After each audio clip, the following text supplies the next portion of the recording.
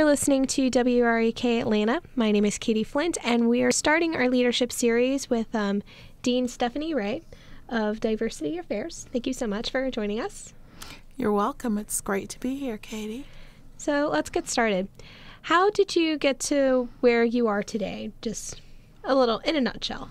Okay. I think like many of you here at Georgia Tech, I was a very strong student. And I took my studies very seriously, but I did learn, I think, to find that balance. I think the first thing I would want to say is that I overcame one of my greatest fears by tackling it head on, which I'm a stutterer.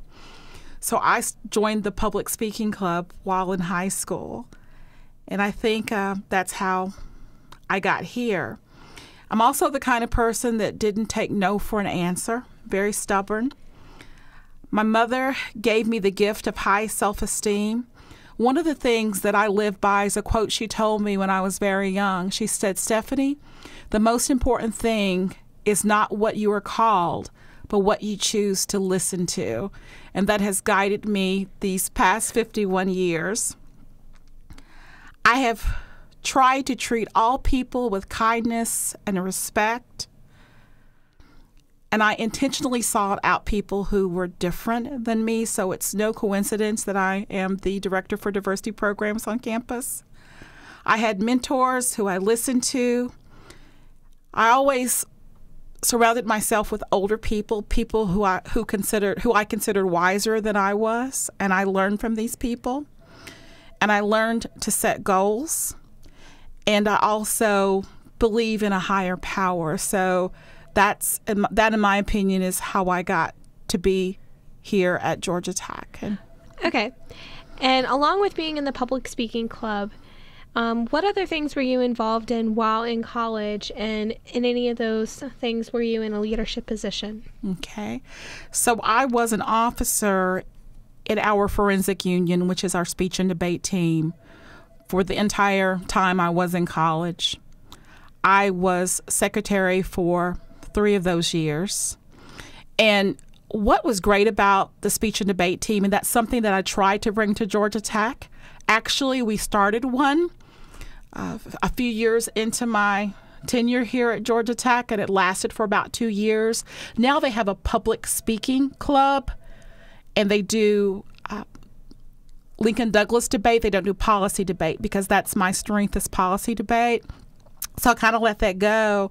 But for about 2 weekends out of each month, I traveled to a different institution across the country, and I had to compete for an entire weekend in public speaking, and sometimes in 4 and 5 events. And so therefore I had to learn to manage my time very well. So that played a big role into who I was. Also, I was a member of an African American Performing Arts Society.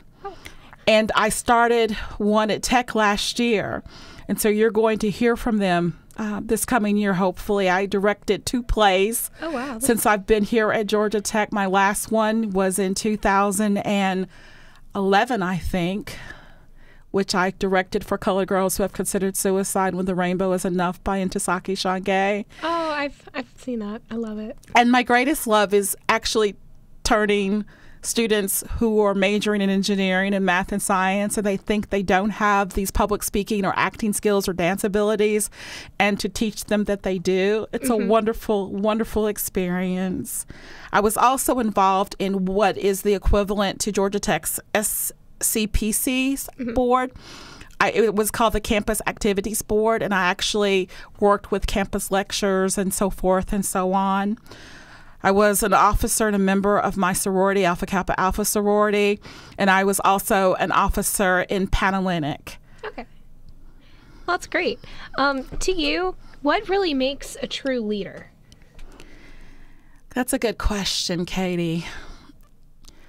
I really think a true leader is one that is able to engage in self-reflection, and that is always a continuous process. One that is able to constantly evaluate his or herself. Also one that has the trust of his or her constituents, friends, colleagues, whatever. One that develops others, one that is able to bring out the best in other people.